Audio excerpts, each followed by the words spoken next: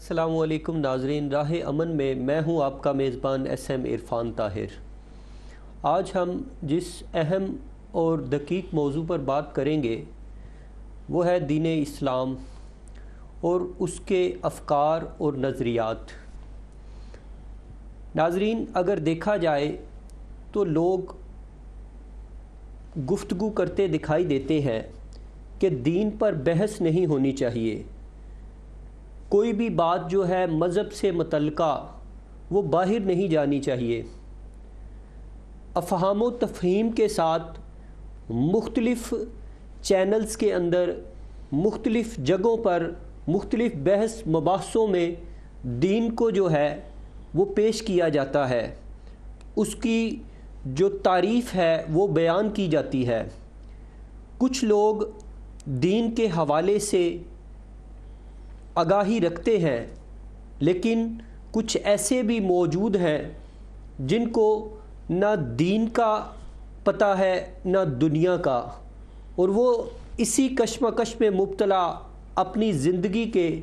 آخری مراحل تک طے کر جاتے ہیں۔ ناظرین، اگر دیکھا جائے تو کسی ایک مبلغ کی بات دوسرے مبلغ سے میچ نہیں کرتی، مطابقت نہیں رکھتی۔ یہ کیا دین سے وابستہ لوگ سبھی سچے ہیں، سبھی سچ کا ساتھ دینے والے ہیں، حق و صداقت کی بات کرنے والے ہیں؟ نہیں، ہرگز ایسا نہیں۔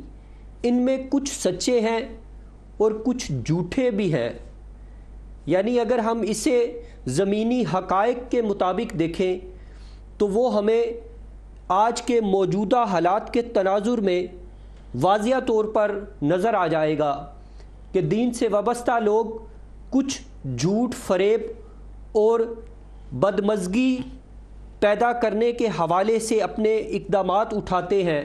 اور جن کی صورتحال آج ہمیں منفی سمت میں دکھائی دیتی ہے۔ پوری دنیا کے اندر جو ہے مذہب کے حوالے سے تصادم کی جو فضا ہے وہ دکھائی دیتی ہے۔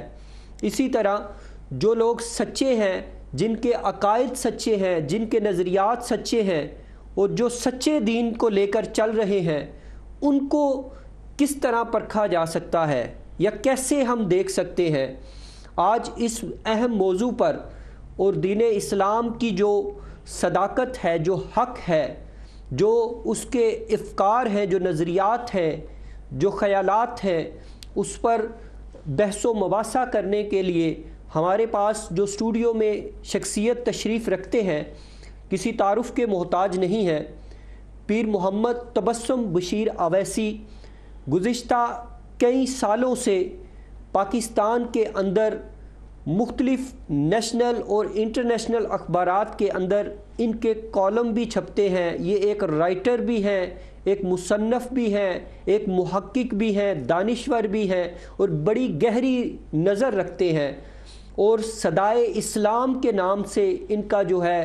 تعارف ہے۔ ایک جو بھی لوگ میڈیا سے وابستہ ہیں یا صحافت کے علم بردار ہیں وہ ان کو بخوبی جانتے ہیں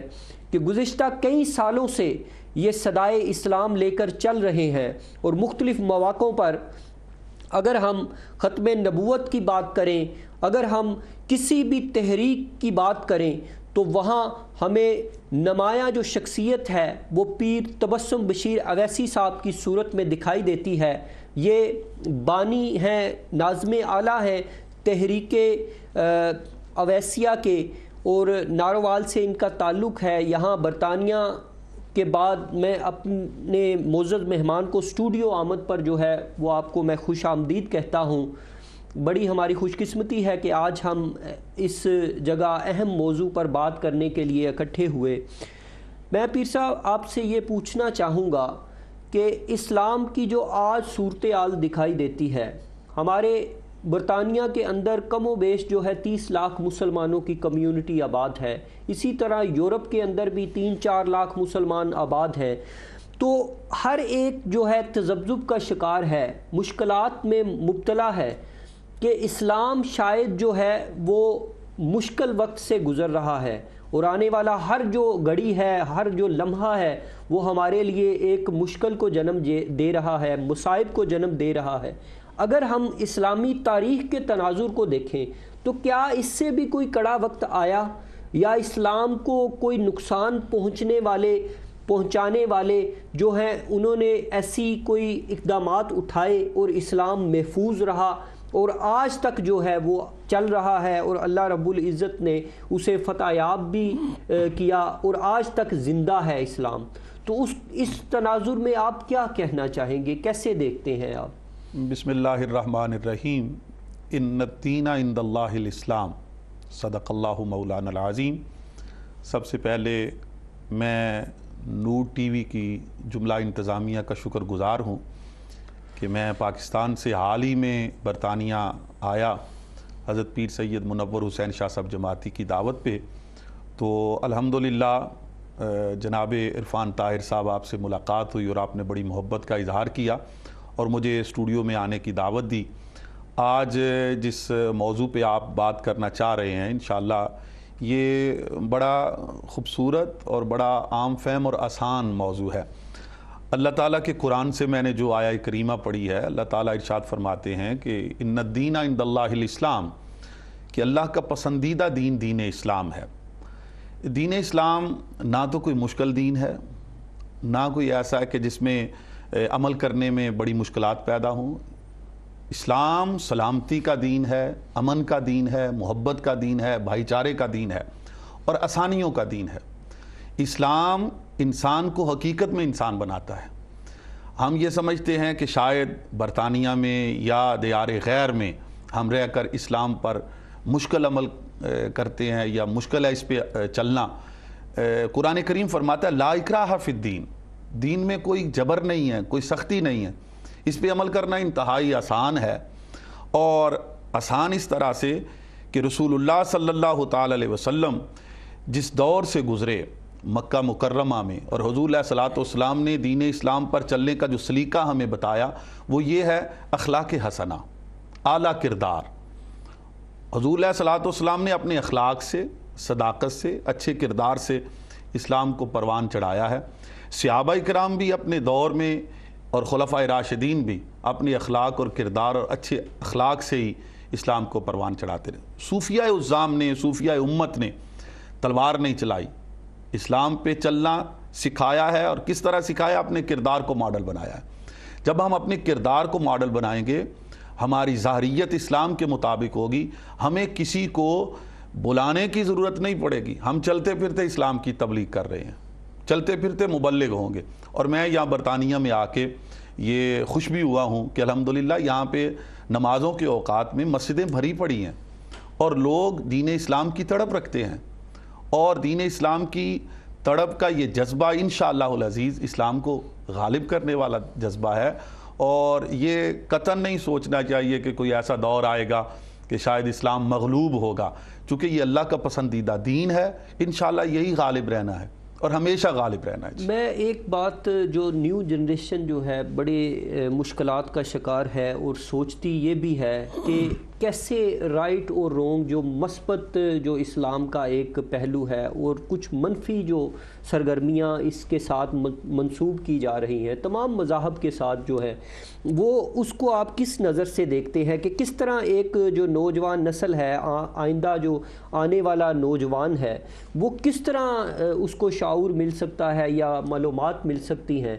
کہ یہ جو ہے وہ حق کا راستہ ہے اور یہ جو ہے وہ باطل کا راستہ ہے اور اس کو ہم نے اپنانا ہے، اور یہ اسلام کے جو حقیقی روشنی ہے یا حقیقی تعلیمات ہیں؟ دیکھیں، اسلام کے مبلغین جیسے آپ نے شروع میں بھی بتا دیا کہ مختلف قسم کے لوگ ہیں، جھوٹے بھی ہیں اور سچے بھی ہیں۔ اب نئی نسل جو ہے ان کو شعور دلانے کے لیے ہمارے پاس یا تو رسالت مآب صلی اللہ تعالی علیہ وسلم کا کردار ماڈل کردار ہے،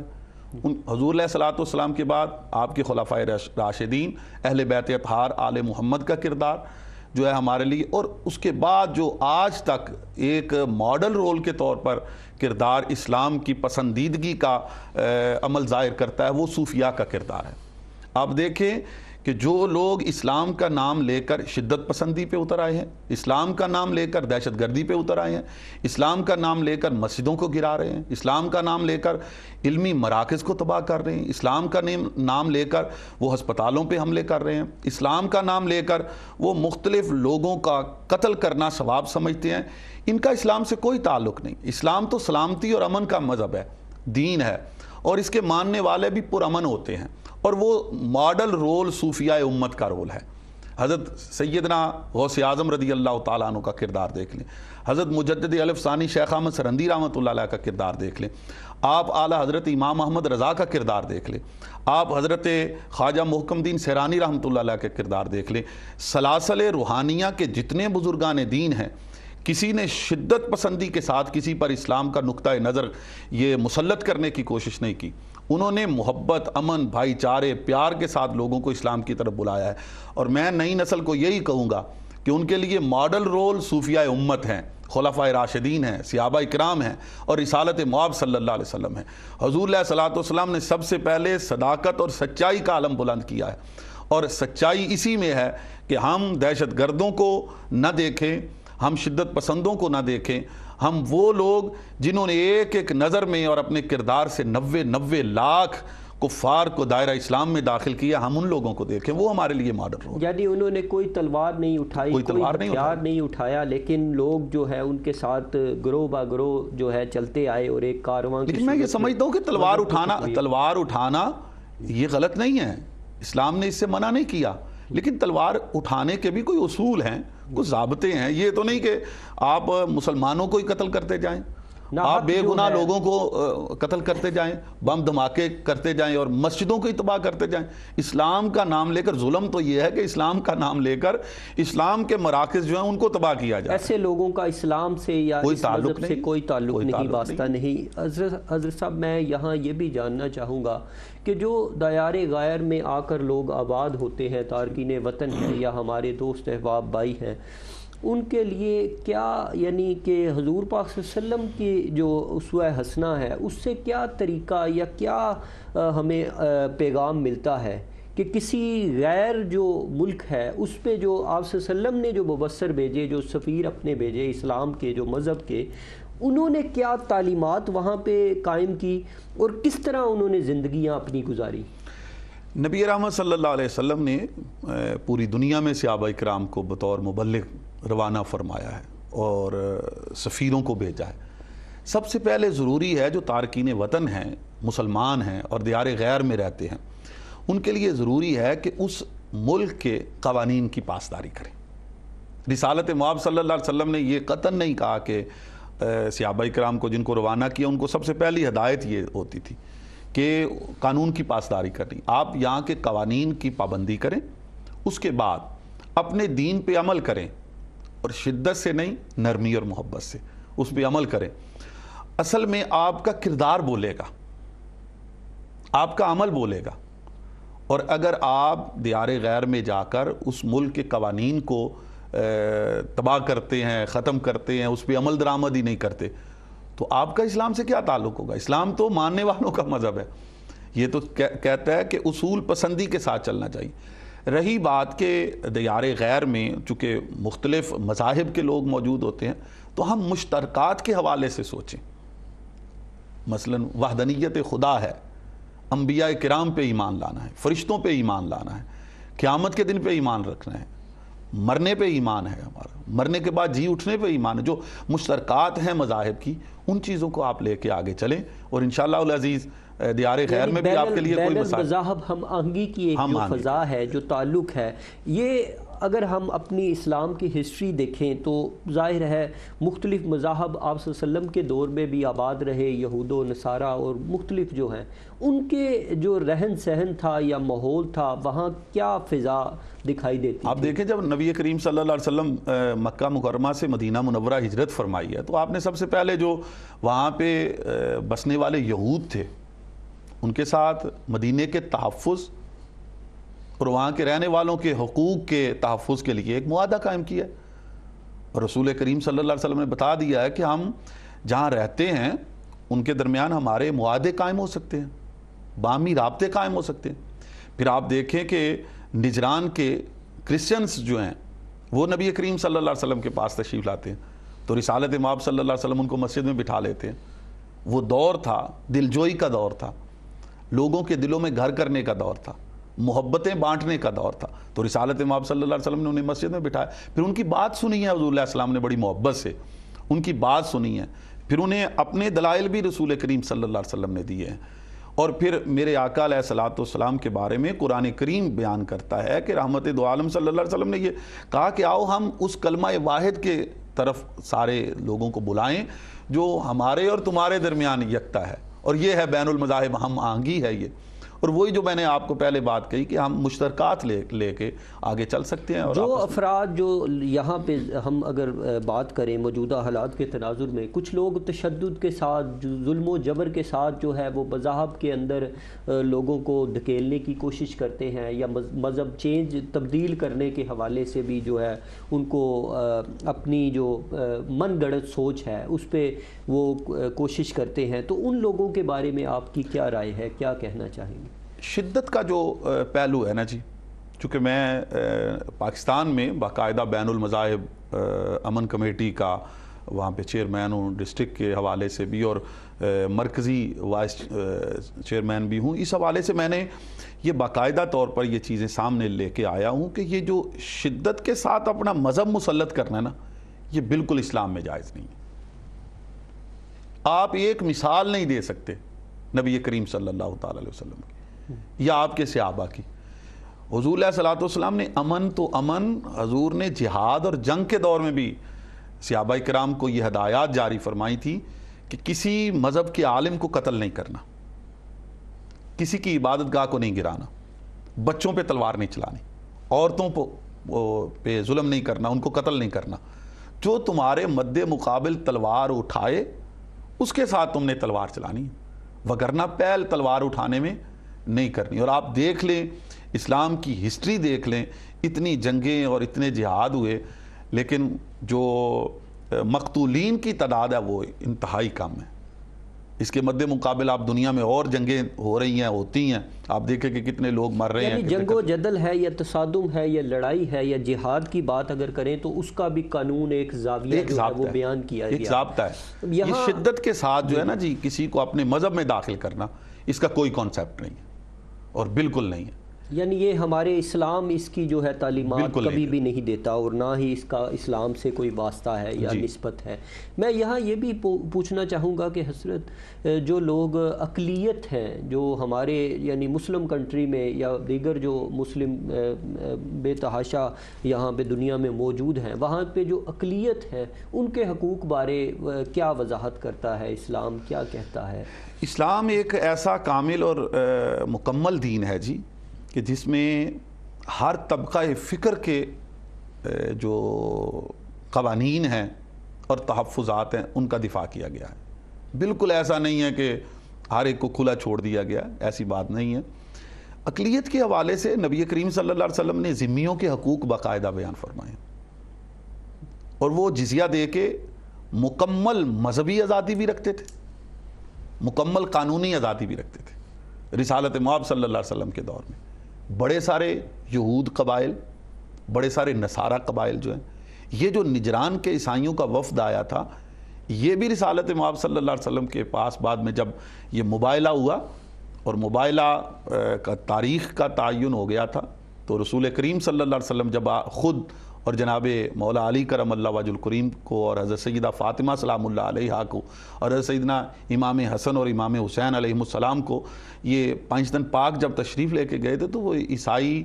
پادری اور ان کے جتنے بھی ماننے والے تھے, فالوورز تھے, انہوں نے کہا تھا کہ ہم آپ کے ساتھ مباہلہ نہیں کریں گے, ہم آپ کے زیر سایہ رہنا چاہتے ہیں. تو رسول کریم صلی اللہ علیہ وسلم نے باقاعدہ ان کو ذمیوں کے حقوق متعین کیے. اسلام نے اس کے حقوق متعین کر کے یہ بتا دیا ہے کہ ان کو مذہبی آزادی بھی ہے, ان کو قانونی آزادی بھی ہے. ایسا نہیں ہے کہ آپ اگر اقلیت ہیں تو آپ کو عبادت کا کوئی اختیار نہیں ہے, یا اپنی عبادت گاہ بنانے کا کوئی اختیار نہیں ہے, یا آپ کو کوئی قانون میں عمل کرنے کا کوئی اختیار نہیں ہے. جس طرح مسلم ممالک میں مسلمان کے حقوق ہیں, اسی طرح ذمیوں کے حقوق بھی ہیں اور اقلیتوں کے حقوق بھی ہیں. اسی طرح یعنی کہ ہم دیکھیں تو ہمارا جو بیس ہے، جو ہماری جو پہلی درسگاہ ہے، اس سے ہمیں یہی درس ملتا ہے کہ امن، محبت اور رواداری اور مواخات کا جو پیغام ہے وہ عام ہونا چاہیے، اور کہیں بھی جنگ و جدل، لڑائی یا زور زبردستی جو ہے دکھائی نہیں دیتی۔ تو آج کا جو نام نہاد جو مسلمان ہمیں دکھائی دیتا ہے کہ جو تلوار کی بھی بات کرتا ہے، جو ظلم و تشدد بھی کر رہا ہے، اور دنیا کے اندر جو ہے اسلام کو مذہب اسلام جو بہت ہی امن کا دین ہے اس کو انتہا پسندی کے ساتھ جوڑا جا رہا ہے، اس کی کیا وجوہات ہیں؟ اس کے آپ پس منظر میں کیا دیکھتے ہیں کہ کیا عزائم اس میں جو ہیں وہ مخفی دکھائی دیتے ہیں؟ میں تو یہ سمجھتا ہوں جی کہ جیسے اسلام سلامتی والا اور امن والا دین ہے، اور اسلام کو ماننے والے کو مسلم کہا جاتا ہے، تو رسالت مآب صلی اللہ علیہ وسلم نے جو مسلمان کی تعریف بیان فرمائی ہے وہ انہی الفاظ میں ہے، المسلم من سالم المسلمون من لسانہ و یدہ، کہ مسلمان حقیقی ہے ہی وہ جس کی زبان اور ہاتھ سے دوسرا مسلمان محفوظ رہتا ہے۔ اب اس حدیث کے پس منظر میں آپ دیکھ لیں اور اس کسوٹی پہ لا کے پرکھ لیں کہ جو لوگ شدت پسندی پہ اتر آئے ہیں، جو اسلام کا نام لے کر، دیکھیں حیرت کی بات ہے کہ اسلام کا نعرہ لگا کر اسلام کے مرکز مسجد کو گرایا جا رہا ہے۔ اب دیکھیں ان کا اسلام سے کیا تعلق ہے۔ یہ میں سمجھتا ہوں کہ اقوام عالم کو اس حوالے سے یہ باور ہو جانا چاہیے کہ جو اسلام کا نام لے کر مراکز اسلام کو گرا رہے ہیں وہ مسلمان نہیں ہیں، جو نعرہ تکبیر لگانے والوں کو مار رہے ہیں، جو اسلام کی جو درس گاہیں ہیں ان کو تباہ کر رہے ہیں، ان کا اسلام سے کوئی تعلق واسطہ نہیں۔ یہ جو ہے کسوٹی جو ہے ہونی چاہیے، اور اس پہ دیکھنا چاہیے کہ کون رائٹ وے پہ ہے اور کون رونگ وے پر۔ ناظرین، یہاں ہم ایک مختصر سا وقفہ لیں گے، ہمارے ساتھ رہیے گا، ہماری یہ گفتگو جاری رہے گی۔